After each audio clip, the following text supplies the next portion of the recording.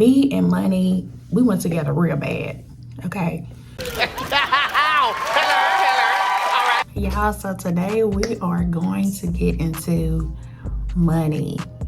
I'm excited about this topic because I can tell y'all some stuff. I've really been through the ringer with money and being able to discern and steward my money and being able to discern what I need to pour into, what I need to invest into. We're gonna get into this topic because this is gonna be a long one. I'm probably gonna end up breaking up this series. So just make sure that you guys are following the link in my TikTok bio and my Instagram bio for my YouTube page so that you guys can see this whole video in its full entirety. Let's talk about money and the road to becoming a billionaire. Millionaire or billionaire. We speak of money in the Christian community. It's kind of a taboo type of thing because, you know, people feel like, you know, money is the root of all evil. And if it is misused, it can be. If it becomes an idol, it can become evil. It can become demonic.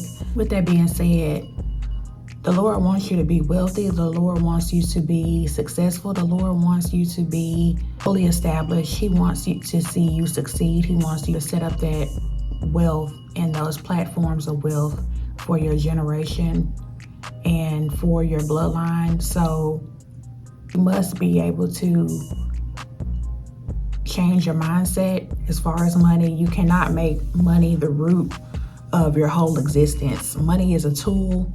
It's a resource that we use here, you know, to get things done, to pay bills, you know, to function in our daily lives. You know, of course, you couldn't go to the grocery store and get a full basket of groceries for free without using some type of form of payment. Or you couldn't pay, you couldn't live somewhere for free without having a form of payment to rent that space or, you know, whatever situation you're in. So with that being said, the Lord does not want you to be poor. He does not want you to have a poor mindset. He doesn't want you to lack anything. But when money does fall into your hands and you decide to make that as an idol, or, you know, you feel like, oh, well, as long as I got my money, I'm good. No, the Lord gives you opportunities to make money, whether that be a job, a business, you know, any type of opportunity where it's till you can sustain yourself. The Lord gives you those opportunities. And like I said, money is it's a resource so that you can be able to sustain your daily lives. Now, once you start to begin to make money an idol, you know, or you feel like, you know, you're more powerful with it, you know, or you feel like you're above people with money or so on and so forth, then that's when the Lord will humble you. I have been humbled. I can definitely say that. Me and money, we went together real bad, okay? Me and money, we went together real bad. And it got so bad as to, you know, I felt like I was starting to feel myself. Even though I'm a giver and I have a kind heart, if somebody needed something, I felt like, you know, with my money, I felt like it was a crutch. Once I was working jobs or so on and so forth, once I get paid, I would pretty much budget out all of my bills. And once I found out that I had some money left over, it was up. I could have literally an extra $300 or extra $400, $500 laying around. And I'm like, oh, well, I still got this left over. I can go get my nails done. I can buy me a new wig. I can go get me a bottle of Stella Rosa.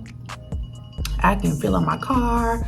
I can go out of town. I can go out to eat a couple of times or so on and so forth. Instead of, you know, investing that money into something that would benefit me or so that I can continue to see my money grow, I went and, you know, bought frivolous things. And, you know, as soon as you feel like you have extra money, you just feel like, oh, well, I paid my bills. And okay, yes, you need to pay your bills, but you still need to invest and be smart, because in today's economy, you can get laid off, you can get fired, anything can happen. You can become injured, you can become sick, anything can happen. And especially if you have children, and I had a child, and I still was not responsible with my money.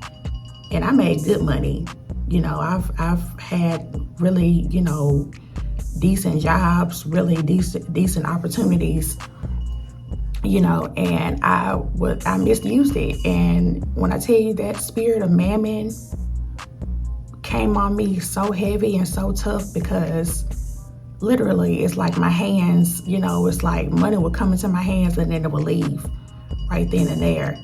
And I idolized money so much. It was like, well, yeah, I'm happy as long as I got my, as long as my bank account got a little something in it, I'm good, Or I feel like, well, couldn't nobody tell me nothing as long as I got my money and this and that, or I got a few more dollars than the next person, I'm good.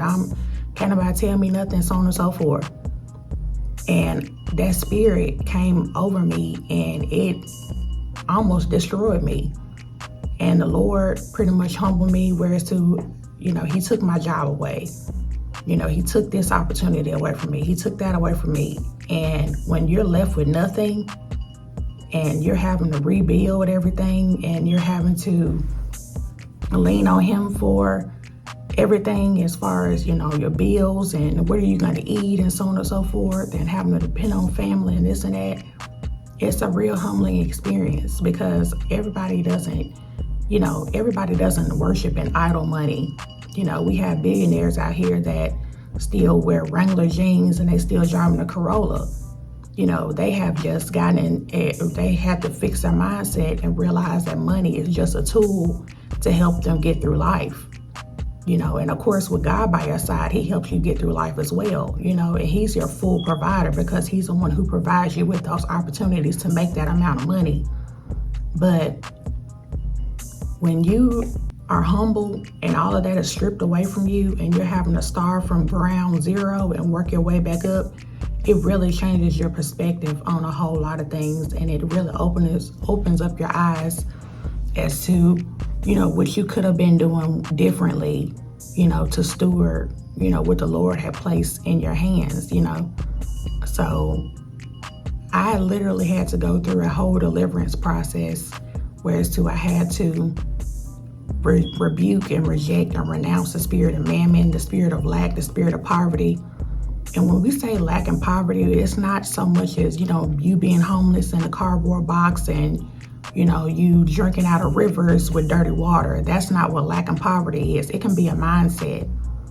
And a mindset is pretty much like a scarcity mindset. And I dealt with that as well, scarcity mindset, whereas as soon as you get some money, you feel like, well, either somebody's going to take it, or, you're going to lose it, or so you just, I got to go ahead and spend it real quick. Or, a lot of times you hold on to money because you feel like you're going to lose it and you feel like you're not going to see it again.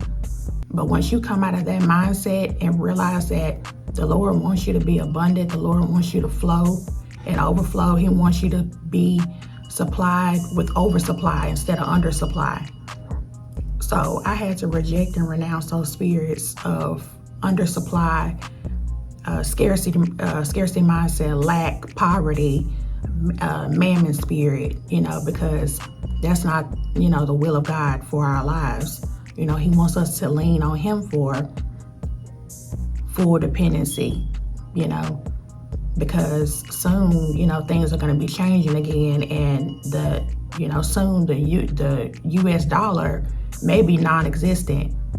So this, right now we're in times where you really need to have a prayer life. You really need to build that relationship with the Lord so that he can, give you those tools and resources and give you the next, blueprint as to what he sees for your life, because jobs are fickle right now, so if you're not tapping into those extra gifts and talents that the Lord has instilled inside of you to make money, to make wealth, to grow, for your that stream of income for your bloodline, then you're pretty much working backwards, so that's why I say money is a resource. It's not your end all be all. It shouldn't be your life. It shouldn't be what you lean on. It shouldn't be why you wake up every morning and so on and so forth. And the Lord wants us to work work smarter, not harder.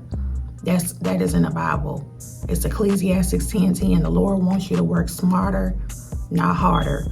There's no reason why you should be working 2-3 jobs and you're still broke. There's no reason why you should be working or trying to become an entrepreneur and that's not your actual purpose, what he sees fit for you in your life. So we got to start tapping into what he wants for us, because the Lord doesn't want you bogged down, tired. Eventually, once you get tired, you'll get sick. It's just a trickle-down effect. You're not spending enough time with your family, your children. That's not God's will for your life. He wants you to flourish. He wants you to have a comfortable life. He wants you to depend on him, so that's why I say it's very crucial. We are really in some different times where so you really have to depend on the Lord on what he has for you and what he sees fit for you.